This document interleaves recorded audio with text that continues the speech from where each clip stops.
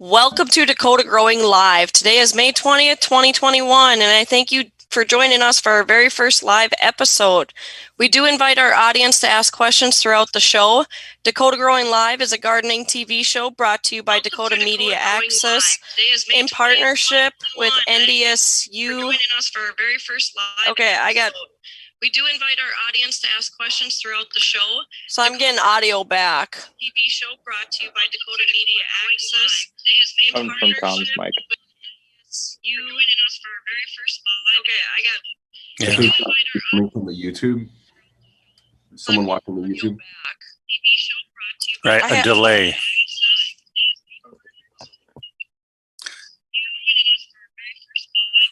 I have YouTube up, but I have it muted.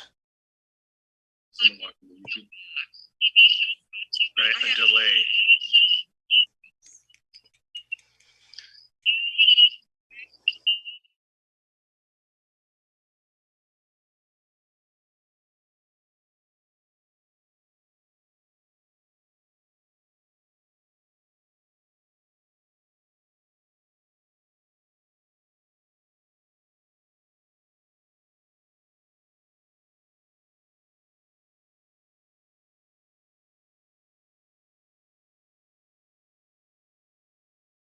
Turn the volume off on mine so I could, it's up, but then I don't hear anything, or at least I shouldn't be. Okay, how do I turn off the, Do you see that volume by the microphone live button? Yeah.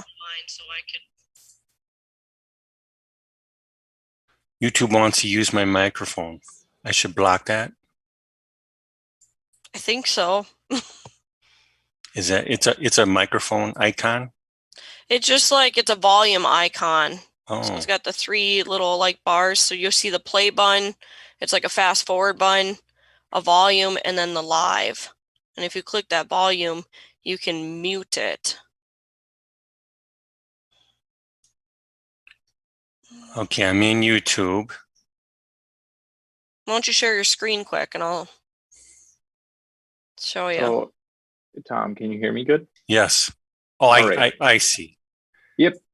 So it's like a pause. There's a skip right. button. I'm with you. I think that's off now. Yeah, it should have a line going through the microphone. Yep. Yes. It's off. Okay. Okay, so should we take two? I don't hear a echo right now, and it should be going through if that wasn't the issue. So I think we're good to go. So I am going to go away again, and Kelsey can cough or do whatever you want to bring your face up, and then we'll start again. Okay.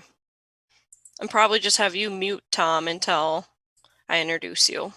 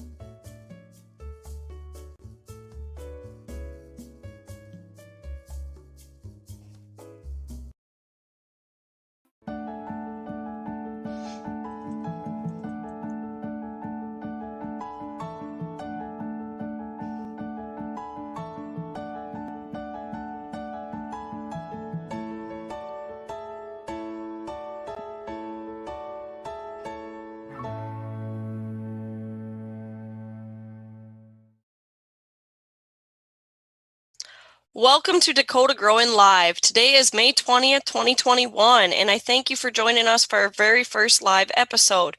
We do invite our audience to ask questions throughout the show, so please don't hesitate to put those in the chat box on YouTube Live. Dakota Growing Live is a gardening TV show brought to you by Dakota Media Access in partnership with NDSU Extension. We bring you timely information on what we are seeing in lawns, gardens, trees, locally, along with giving you tips and advice for your landscape. We are being streamed on YouTube and can be found by searching Dakota Growing Live on YouTube. This episode will be archived on freetv.org. I'm Kelsey Deckert, your local horticultural agent here in Burleigh and Morton County. I'm joined today with my co-host, Tom Kolb, NDSU Extension horticulturalist. Welcome, Tom. Hi, Kelsey. It's great to be here with you and just excited about this new initiative that we're working on and can't wait to help gardeners throughout our state with their questions. And we do invite their questions, right? Absolutely. We will take questions at any time throughout the show. So feel free, if you got questions, to type them in again in the chat box on YouTube. So finally, it looks like we got a few drops of rain outside this morning. I don't think it's amounting out to much, but we do have a little moisture in the system.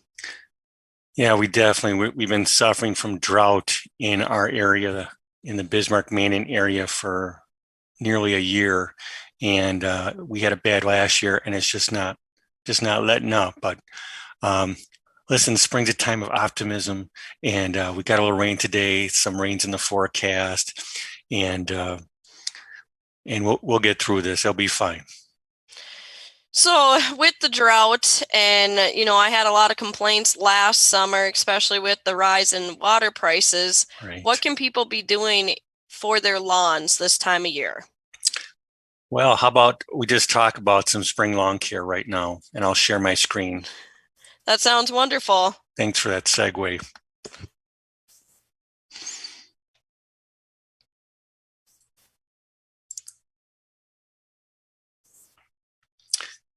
Well, here we are. It's springtime, great time of the year, and robins are all over the place, and they're busy out there harvesting worms for us. And spring is here, and one of the most important things that people focus on in the early spring is getting their lawn going. And lawns are green up here, even though it is droughty, and lawns have been slow to green up, but they are starting to green up now. So let's talk about some things that we can do to help our lawn get off to a strong start this spring.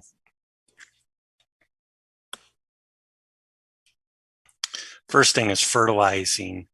And most lawn fertilizers are high in the nitrogen, which is the first number. So most lawn fertilizers are pretty much like 25, 3, 3, something like that.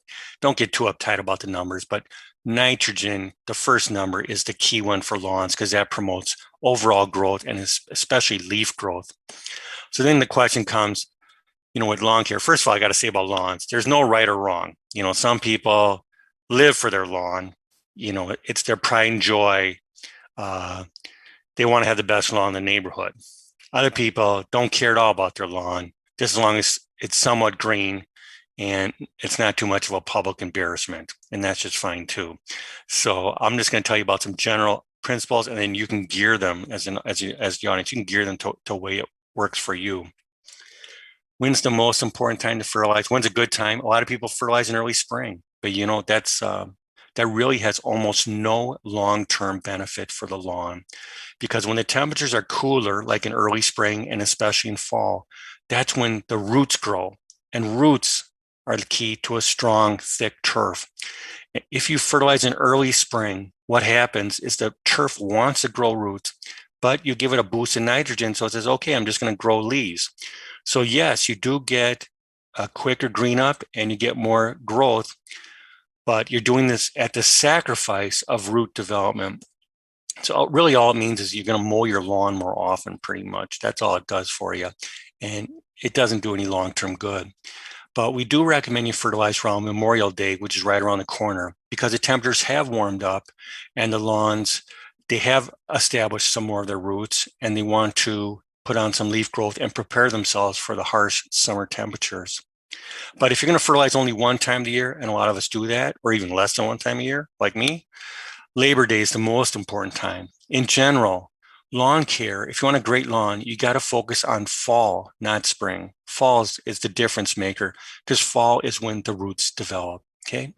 So Labor Day is the best time to fertilize your lawn if you do it just sparingly. If you live for your lawn, then go ahead. You can even fertilize it in midsummer as long as you're irrigating on the 4th of July. But then I would use an organic fertilizer so you don't burn the turf. Mowing is another consideration in springtime. And my general rule for mowing is you should mow tall and let the grass clippings fall. You should mow your lawn as tall as you can tolerate it. And so I really think a good height is about 3.5 inches, 3 to 3.5 inches. So that means you don't want to take off more than 1/3 of the turf blade at any one time. So when the blades are about 4.5 to 5 inches, that's a good time to mow, and mow it down to 3 to 3.5 inches. A tall turf will naturally develop a deeper root. Tall turf, deeper root, natural. If you have a short turf, you have short roots. That's just the way the grass plant grows. Tall turf shades the soil. It keeps it cool, and that's what we want. Our turf likes it cool. Tall turf helps smothers weeds. If you let the clippings fall, it will recycle nutrients. Those clippings are full of water and they're full of nitrogen. It's like getting one free fertilization a year if you let the clippings fall. Also, if you let the clippings fall, it's less work. It also saves time and saves money. So I don't recommend collecting clippings. Your turf doesn't want you to collect clippings. The turf wants to grow tall and it wants the clippings to fall. Let's talk about weed control. That's the last thing we'll focus on in our first segment on lawn care. This beautiful golden yellow weed, perennial flower is our dandelion, the most common perennial grown in North Dakota. And we've been brainwashed to think that this dandelions are ugly. A field of dandelions or having dandelions in our lawn is a bad thing. But like if I had a blue wildflower like this or a scilla in your lawn, would you say like, oh my God, go give me some 2,4-D. I got to kill this blue stuff. It's terrible. It's not green. No, you say, wow, what a beautiful field. What a beautiful lawn this person has for, a month. Or how about this? Well, what's that orange stuff? Is that like rust? Where's the 2,4-D? I got to kill that orange stuff. It's terrible. So where did we get that having some yellow flowers in our lawns are terrible?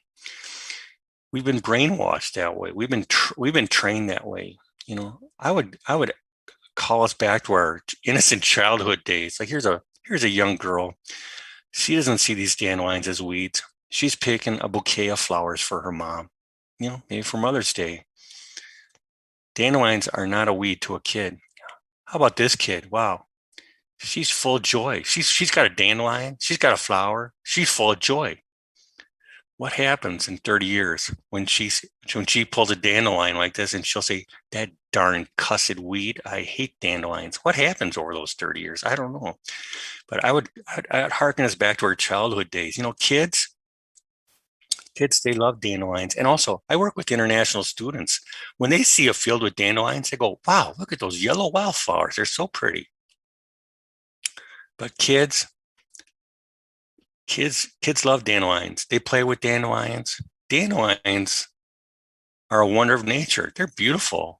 Even some kids like to look like dandelions. How about that?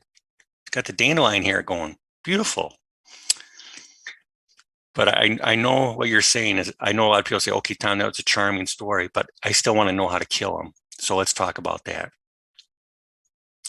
Dandelions are in clover, ground ivy, creeping jenny, field bindweed. They're broadleaf weeds. They're not grasses. The most effective, the really only real effective herbicides are toxic to people, toxic to our pets.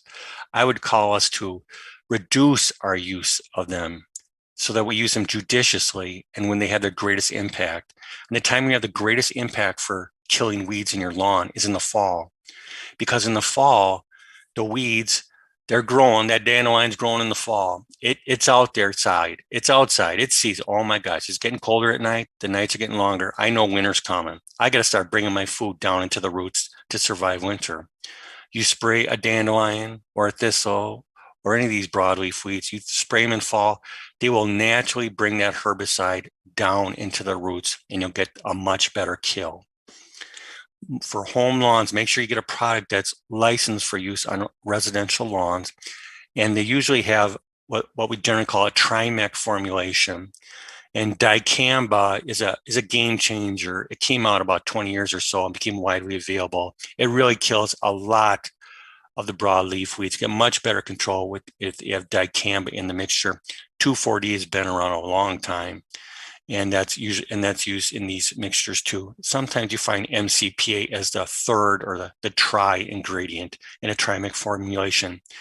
In recent years, they've added quinclorac in it, and so here's Weed Be Gone, and I'm not endorsing one particular brand name or the other, but this is a common one, and it has a combination of dicamba and 2,4-D and quinclorac, and it gets good control over broadleaf weeds. But you got to be careful. You got to look at you got to get out the reading glasses and look at the ingredients, because nowadays the products, there's different types of Weed Be Gones. There are different types of Roundup. There's different types of 7. So I just say in my own, I got a Weed Be Gone product here that's has no 2,4-D, has no dicamba. It's a Weed Be Gone that has triclopyr, a different chemical. So you have to read the label carefully and look at the active ingredients. So I wish you all happy spring and I hope your lawn gets off to a good start. So Kelsey, that's what I have about lawn care. Do you have anything? What do you got to share the group about some of the things that you're seeing out in the community right now? Tom, before I get started, we actually did have a question from an audience member wondering if now is a good time to prune their chokecherry tree. They said it's 8 years old and has never been pruned. So what's your advice? Okay, now I would tell this person, where have you been? You should have asked me a month ago, because now is not a good time. It's better to prune a fruit tree or any tree when it's dormant. And those trees have broken out of their dormancy now. And, like the choke cherries are blooming now, so that draws our eye to them. And so now we think about them. But I wouldn't prune a choke cherry now. I would just take out dead wood is all I would do at this time. I don't like pruning trees when they bloom, because my gosh, the bees are in there. I don't want to get stung.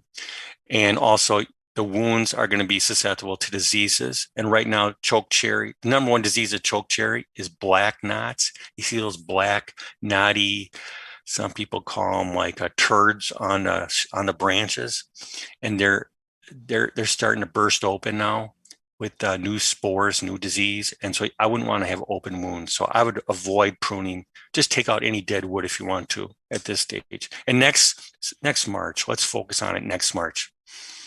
So then, Tom, with going into next March and doing it then, how much, just kind of a follow-up for this person who asked this question, how much could they potentially prune out? Okay, it's an 8-year-old tree, so it's well established. And I think at this stage, if you want to, I would focus on, to answer your question directly, I would not prune more than 25% of the tree's wood under any 1 year. That can kind of throw off the balance of the tree and cause it a little bit of shock. And I would focus on trimming out the branches that are like crossing over one another. I want the tree to open up to more sunlight and air movement. So I want the branches to go out, not come inwards, causing the tree. So anything that's going inwards, anything that's crossing over another branch that's going to rub against each other, create a wound, I want to get rid of that. And also chokecherries are famous for suckers, man. That'd be my first thing, man. Get out there with my lopping shears and nail down those suckers. Perfect. Thank you for answering that. I think that's all the questions we have right now at this time. Okay. So yes, I've been receiving some questions. I'm going to talk about 2 main topics here and then just talk about some other general questions that I've been receiving. And first and foremost, the most common question is I've just been receiving numerous calls between the counties, so both Burley and Morton, on sick pine and spruce trees. Many people will say their trees are dying, they have browning of needles, they've lost needles. They're desperate to think that it's a disease and they want to get it out. So upon like further inspection and photos that have been shared and stuff, I want our viewers to know that there actually are many factors that can be causing these symptoms that we're seeing this spring. And they're not maybe limited to just one single factor. We had a very extremely wet fall in 2019 that caused a lot of saturated soil, which our evergreens do not tolerate. Even in low spots, we saw quite a bit of high moisture sitting in there. And then we went into a drought last year. And so we're still battling that drought, and the trees were stressed going in there. If you add in any type of insect damage last year, that would have contributed to the overall health and appearance this year as well. We also saw in March and February some really fluctuating temperatures this year and causing winter injury. So winter injury is going to cause our needles to turn purplish brown as they die. The dieback will not have like a certain pattern necessarily to it. And a lot of these trees that I've went and viewed in person and stuff, I've been recommending people like we rule out what is not happening. So we rule out, is there a disease? Are there any current insects? This time of year, you're not seeing really any insects. Insects are just starting to come about. I had a fly the other day in my house. So we look at that. And one of the biggest diseases that people get concerned about is needle cast. So when we look at these needles on our trees, we want to see the black fruiting bodies, which is kind of the telltale symptom of it. You can see it with the naked eye. You just need to really inspect individual needles, and you'll see kind of little white dots within on the needles. If those have turned black, could be an indication that you have for that. So my recommendations for people this year is to be scouting for insects and disease throughout the growing season. So some of the insects to be on the lookout for would include scale and spider mites, just to mention a couple. So I'm going to go ahead and share my screen and show you a couple photos of concerned homeowners with their spruce trees.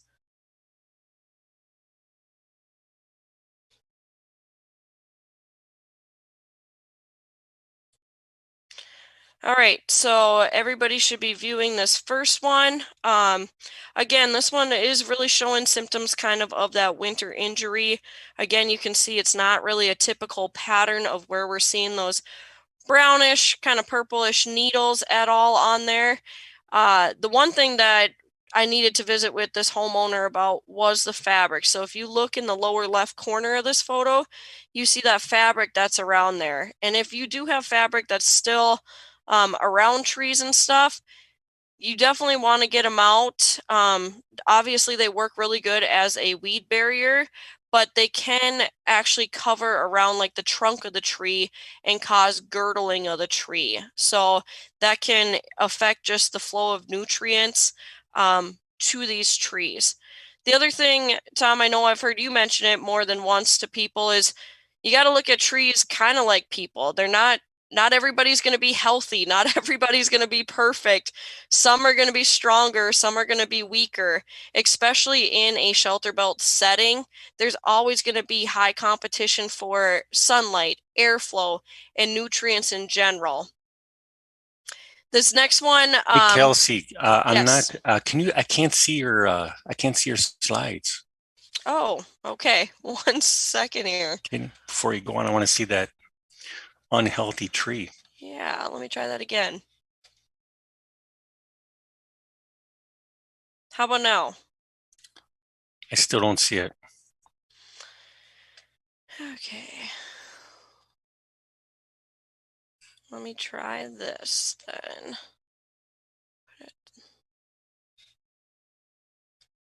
I'm going to stop share and reshare once. Okay, let's try it like this. Okay, this looks promising. Yes. There Okay, we go. you Okay. got it. I apologize for those who No were worries.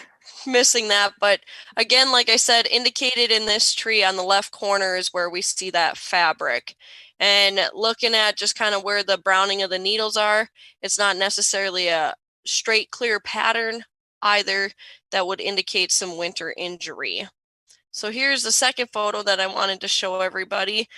Again, a couple things when you look at this tree, you know, here it is in a setting again of a shelter belt or tree rows. So obviously there's going to be competition. It even appears that this person maybe sprays around this tree or more so probably tills around this tree. But when I look at this tree, I actually don't get really any concerns of winter injury. We see those older needles there that are browning. They're towards the center of the trunk. That is going to be very normal for our spruce trees to do because it's called fall needle drop. As trees age and stuff, they don't keep their needles. They're not going to retain them.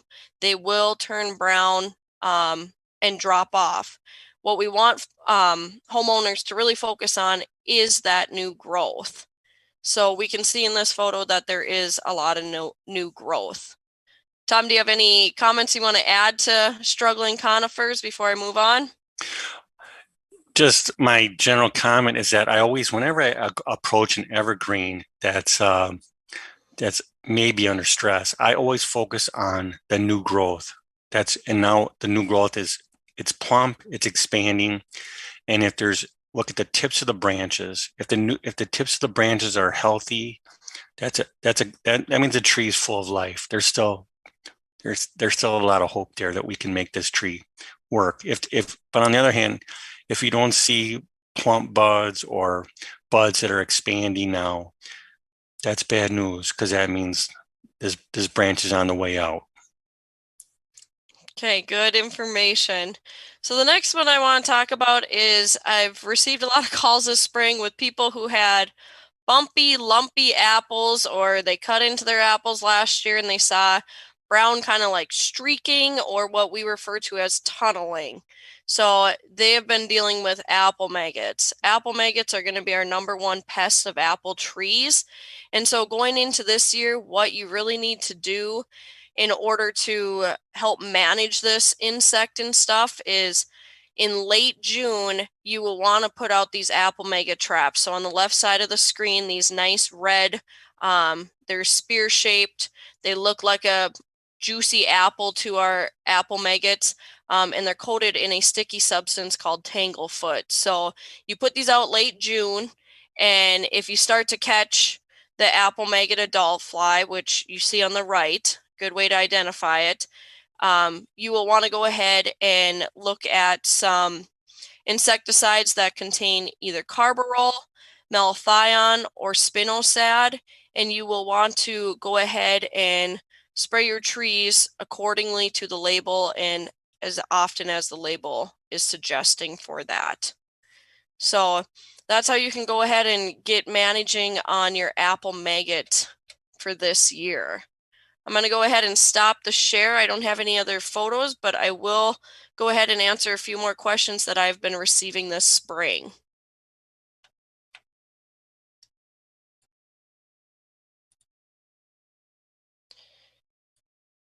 Okay, so one question earlier this spring that came in is a homeowner has dog spots in their yards and was wondering how he can neutralize those spots. So dog spots are just referring to where your dog urinates in your yard. If they consistently do it in certain spots, you see yellowing or kind of burnout of your lawn of that area. Now, the thing about dog spots is you actually can't neutralize the soil. The dog's urine is going to have a high concentration of nitrogen, and due to that higher level, it's going to cause that burnout of our lawn. So rather than doing that, your best option is either try to train your dog maybe to go elsewhere, take them on walks, or even when they do urinate is to try to flush that area with water immediately to kind of flush out the nitrogen and make it possible to reseed that area. I had a question that a person had purchased some property that there were several large evergreen trees that were planted in tires. The trees are now 40 to 50 feet tall and the trunk is growing around the tires. So what should they do in that situation? What I was seeing and stuff on those is the trunk itself was growing over the tire. So the recommendation was that you need to get as much of the tire off the trunks. This lady was concerned that she might not be able to cut all the tire off of the trunks, but I had advised her that she should slit those tires just to try to open it up. Because if she did nothing, her trees were going to continue to get choked out by those tires. And when we see that, like a tire around it, even sometimes we'll see people who don't take off the tree plastic wraps where the tree starts to grow over that. We call that girdling. So it physically is choking the tree out. Yeah. Yeah, they have to do that.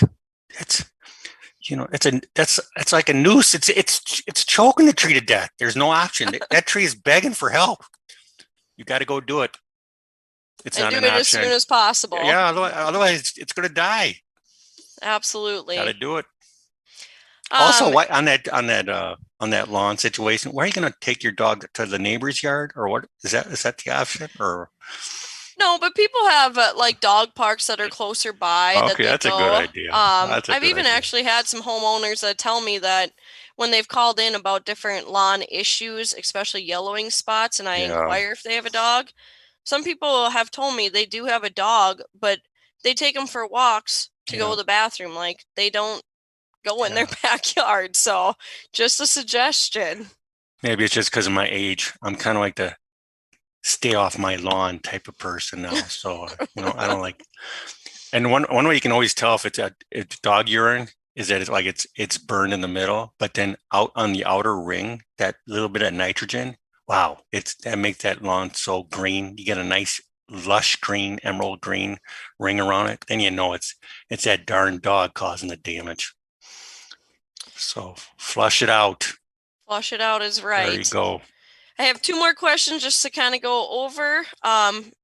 So another one this is an every year question, especially in the spring, is people want to know how to get rid of patches of unwanted grass in their yard. So sometimes people are always trying to look for an identification of the grass.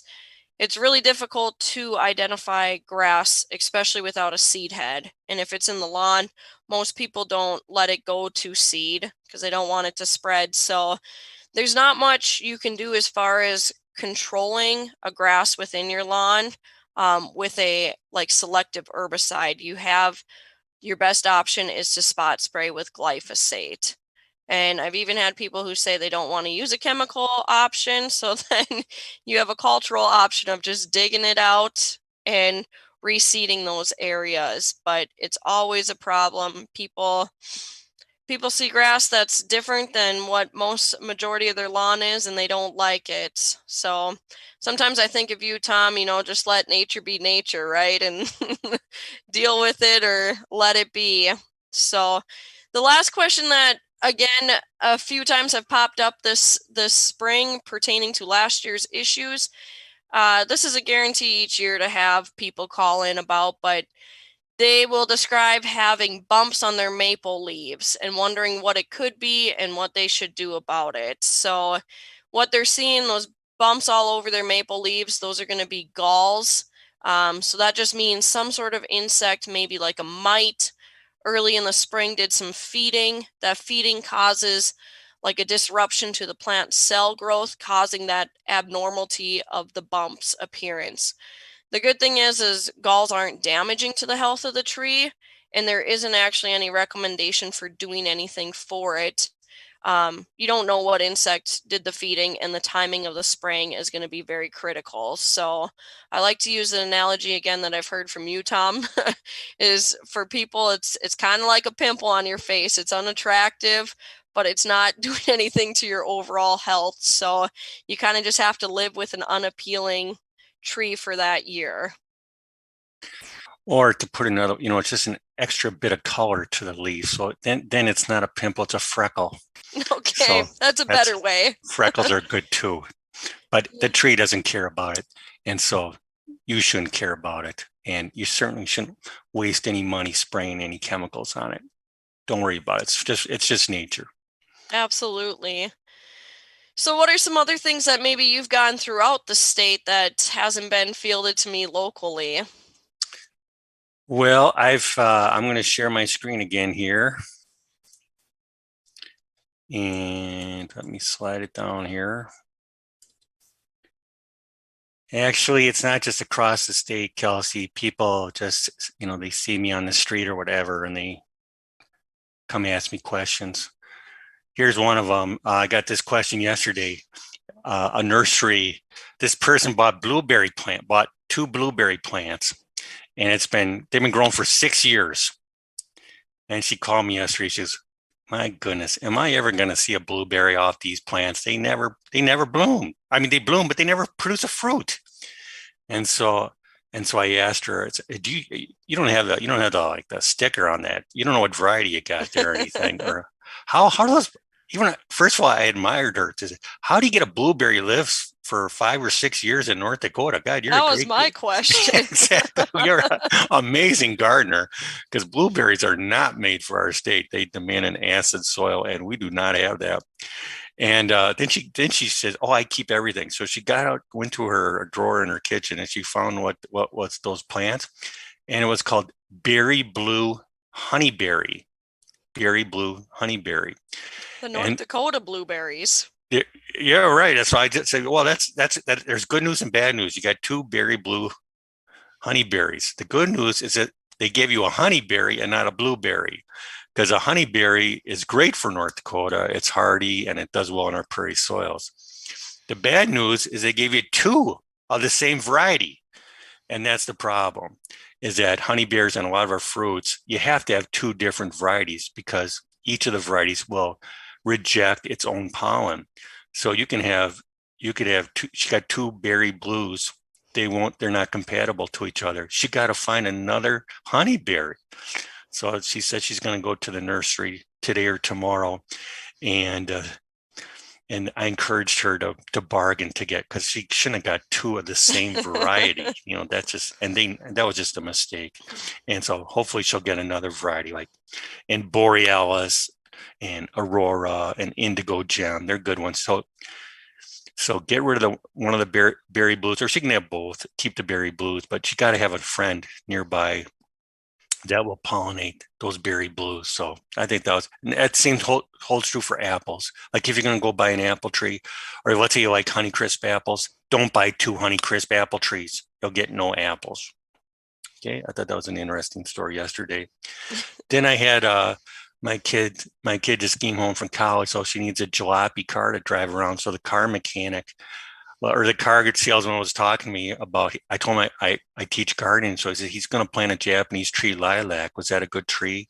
And I said, that's a great tree. That's one of the most popular trees in North Dakota right now. Most popular small trees, certainly. And it's going to be blooming soon after the traditional lilacs are done. It's a short tree, about 20 feet tall and about 20 feet wide, depending on the variety. This looks like ivory silk to me, which is a more upright type. And there's another good variety called Snow Dance, which is a more rounded shape to it. And you also have Miss Kim, that's going to give you the purple. Yeah, and that's a different type of lilac that we're talking about right here. This is a Syringa reticulata for the Japanese tree lilac. There's a lot of lilacs people are discovering. But Kelsey, as far as those Japanese tree lilacs, there are no purple ones. Sorry, you're stuck with white. And well, maybe I've seen people shape them like a tree. Yeah, that's true. That's definitely true. And also these Japanese tree lilacs, you can't get one that smells good either. They all smell terrible. So you're never going to cut this for a bouquet. But the Miss Kim, you might cut for a bouquet, but this one you'll never, unless the most generous persons would call this a vanilla scent. But it's kind of an off It's like a privet. It's not that good, but it looks good. And again, beautiful, fragrant. If you're charitable, but the nice thing about Japanese tree lilacs is it resists drought, it resists diseases, and it doesn't have any major insect pests. So it's a tough tree. It's easy to grow. It's got, when the flowers are done, it has glossy green foliage, and when all the foliage drops, you see beautiful, shiny, reddish brown bark. So you see a lot of this along the boulevards now, and that's because it's a tough tree. This tree's a winner, Japanese tree lilac. So my salesman was happy about that. Maybe he gave me a better deal. I don't know. The only unfortunate thing is that it blooms only for a short amount of time, so you only enjoy those flowers for so long. Come on, man. Come on. Like, are you going to bring this show down? Is that what this is all about? I mean, the nice thing about it, okay, let's talk about the good thing. The good thing is it doesn't bloom at the same time as the other lilacs. Yes. So, so it kind of spreads the lilac bloom. I got the traditional common lilacs, those purple and white ones and pinkish ones. They're done. Now what? We got nothing. Oh, and we don't have fall color yet. So we got the Japanese tree lilac to fill the void. Hey, that's good. Okay. So we take what we can get. Okay, I saw this blooming in Bismarck here. Saw this in a shaded area, ground ivy, very common weed. And the way you identify ground ivy is you look, it's got the purple flowers, and you look at the leaves. The leaves have scalloped edges to them. It's very clear. Actually, ground ivy it's a creeping plant. It's a mint plant. So you don't have to kill it. In Europe, they don't mind it in their lawns. But again, we've been brainwashed, as I talked earlier about, if it's not green, let's kill it. So ground ivy has the nickname Creepin' Charlie. And the best time to spray weeds, as we talked about, is in the fall. Creepin' Charlie's a little bit weaker when he's blooming. So that's another time. 2,4-D, with or without that quinclorac, like that earlier product, that Weed Be Gone, that does a good job. If that doesn't do a good job, try triclopyr, and that's another type of Weed Be Gone. That's the other one that I have in my office here. That's another Weed Be Gone too. Triclopyr, that does a decent job. Ground ivy loves the shade, and the turf doesn't. Turf likes sun. And so ground ivy only thrives when the turf is weak. So anything we can do to get more sunlight to the area, like maybe prune out the shrubs a little bit or the overhead trees, that will help our turf. Or you can overseed with the shade tolerant turf. That will help our turf, and the ground ivy will suffer. Mowing tall helps. And also you can fertilize your lawn to increase its thickness. So those are all strategies to control ground ivy. I gotta ask, do you have weeds in your office? I'm just No, wondering why you got weed killer in there. Because I brought it for Dakota Growing Live. Okay. The only plants I have in my office are silk plants. That's all I have in my office are low maintenance. Don't tell too many people that. They probably think you have the biggest green thumb out there. Well, it's turned gray over the years. No, I don't have house plants in my office. It reminds me of work, so okay, don't want point. it. Don't want it.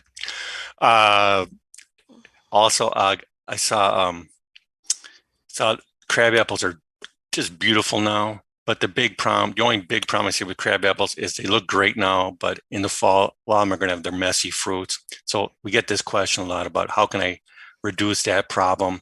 And, one thing you can do is if you spray the fruits when they're young, when they're like about a half inch or less in diameter, there are chemicals, if you spray on the crabapple fruits, that can cause many of them to naturally fall before they develop.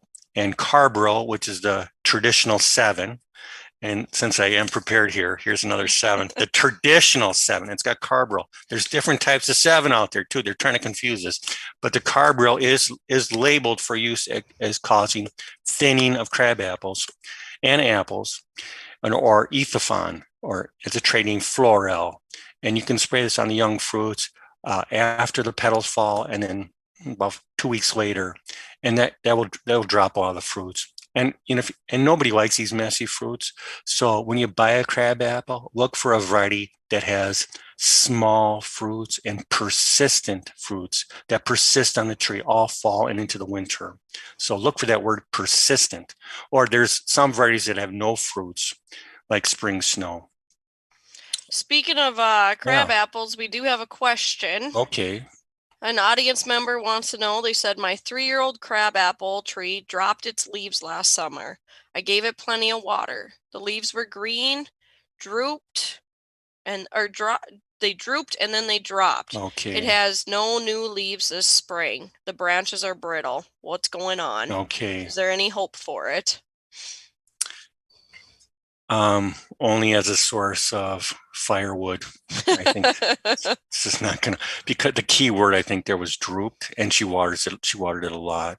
So we see that sometimes the people who love their young trees especially is they overwater them, and what happens is that you overwater them, then the roots got to have air to breathe. But if you're always watering the tree, the roots, they rot. And then when the roots rot, they can't pump water up to the rest of the tree. And so then you're going to get drooping of the leaves. So that was the key thing right there when it says the leaves droop first and then they drop. Because it didn't mention anything about the trunk being of a problem, like scarring of the trunk or any spots on the leaves or anything like that. So she probably drowned the tree out with love and too much water. That's what I was going to say. Too much love there. Yeah, exactly. Just she can tell the wood's brittle. That's a terrible sign. But I would scratch the bark, the young bark, and look for green tissue beneath the bark. If you see green tissue, then there is hope. But if the wood's brittle, there probably isn't green tissue there. And I always tell people, if you're not sure what you're looking for, go to a tree that's healthy and alive, and then scrape that young tender bark and look for that green tissue. You'll see it, just like a light green. And then go to your crab apple or whatever sick tree you got and look for that. It's usually tan. It's a goner. So and don't plant. I wouldn't plant a tree there this year. I would, because there's disease. I pull out as much of that tree as I could, as much of the root ball, and I try to get as much of those rotted roots out of there to prevent that causing a problem next time. Here's another question I got someone asked about their plum tree always gets these big worms in them, and that's curculio. And I think that's a very appropriate question. This is curculio goes after all the stone fruits. This is in a cherry. And it's a number one problem for plums too. This is the curculio. It's active. It's getting active right now. These are little weevils, and the mother scrapes the fruit skin, and then she tucks her eggs inside. Then the eggs hatch inside, and then they just feed the whole summer until they just take over the fruit, and then the fruit drops, or it's just disgusting. So curculio is active right after the fruits form. So if you want to control it, and I would say if you've had this problem consistently year after year, you're likely going to have the problem again this year. And so what you want to do is you want to spray the tree after the petals fall. Never spray a tree with an insecticide when it's blooming, because you'll kill bees. So that's terrible. Never do that. You always wait until the petals fall. When the petals fall, the bees don't care about your tree anymore. They find other flowers. So then you can spray. Okay. And plum curculio affects apples too. It's kind of interesting. They scrape it and you see the scar, but the problem is the apple flesh just grows so fast, it just crushes the young caterpillar. And it's like a tsunami just overwhelms that poor little caterpillar and that lousy caterpillar. And so you never see that type of caterpillar in a curculio in an apple, because the apple defends itself. But you mentioned apple maggot. Here's another the second most common type of pest, codling moth. And this one, you don't see those trails like you talked about with maggot. Here you see like a big fat worm and its trail with all its excrement behind. And the reason why I bring that up is the curculio moth and the codling moth and the curculio weevil. The first time to spray them is right after petals fall, because that's when they're active. That's when they lay their eggs. And so spraying after the petals fall and maybe like 10 days later, that's a good way to attack those particular pests. But like you said earlier with the maggot, the maggots aren't going to be around until near the 4th of July. So don't mess around. Don't worry about the maggots if that's your issue. You don't have to spray now for them. You mentioned spinosad, and that's really an amazing new natural, safe chemical insecticide. It's been really gaining a lot of popularity. And here's one of the most common trade names of it, Captain Jack's Dead Bug. And what I really like about spinosad is it's safe and it's natural. This is what organic growers can use. If you don't care about that, you just want to kill the sucker, malathion or S-fenvalerate, they're often in home orchard sprays. Carbaryl is used too, like the old 7 here, but you don't want to spray an apple tree for the first month of the fruits. Otherwise, you're going to cause that abortion. So make sure your home orchard spray does not have carbaryl in it for the first month of spraying for your apples. Okay, what else I got here? I got one other thing here. I helped my boy learn how to drive yesterday at the Legacy High School parking lot, and I saw these white, and it kind of gets boring after watching your kid park for the 50th time. So I got out of the car and I took a walk around, and I saw these white tree guards. And these white tree guards are great to use for winter protection, but they did their job. And so you should take off your tree guards now. They can choke the tree, just like with those tires on that pine tree. My gosh, that's ridiculous. Wow, that's really amazing. And also it can cause humidity in the inner trunk there. That's not a good thing. And also it can serve as a protection sanctuary for bugs inside.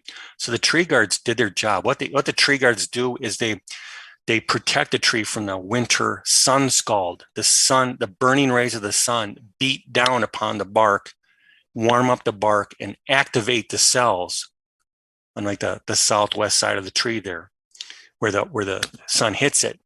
And then so those winter frozen cells, they get active because it's like 80 degrees or warmer there now. But then the sun sets at winter, and then those activated cells freeze again rapidly. And when water freezes, it bursts, and that creates those cracks. And I got a picture on the same parking lot. These ones didn't get the tree guards ever. And on the southwest side, these are the type of vertical cracks you see because of sun scald injury. So the tree will heal over time, but it's been definitely hurt. And some people keep the tree guards on for protection against mowers. Please put mulch around the plant instead, and then take the tree guards off. That's what the trees want. So that's what I got. That's why. Are you got any more questions from you?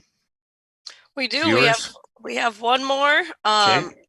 Wondering if they should put Epsom salt or eggshells in the planting hole for tomatoes. Okay, right.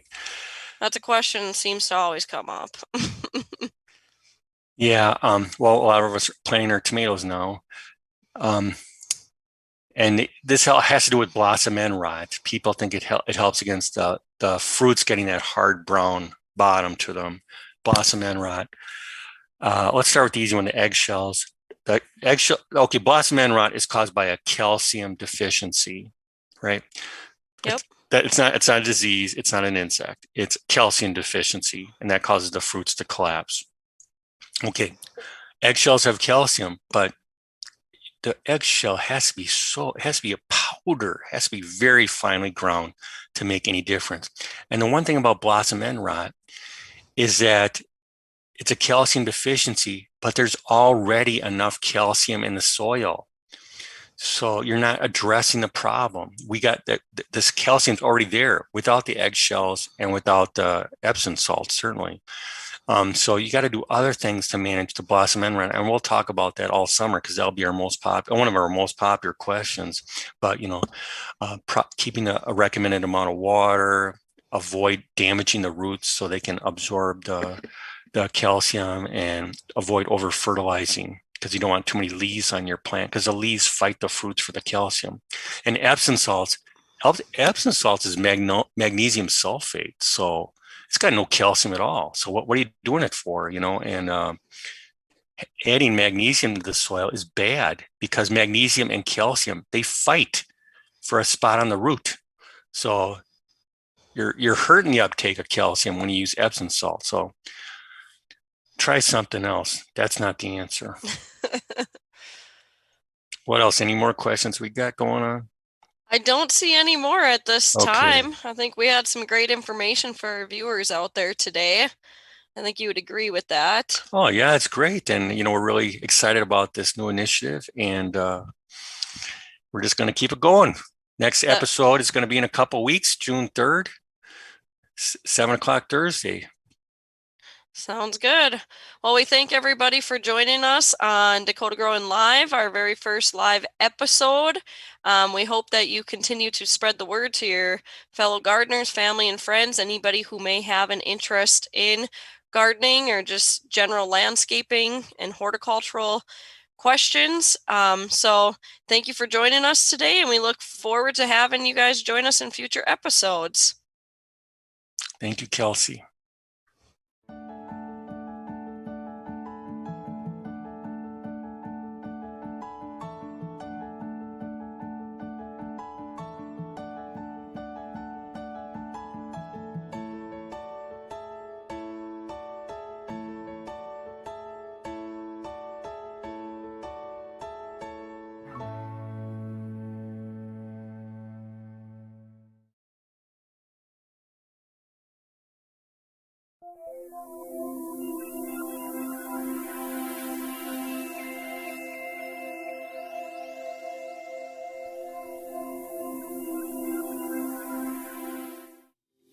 To view this program again, go to freetv.org or watch on Community Access Television.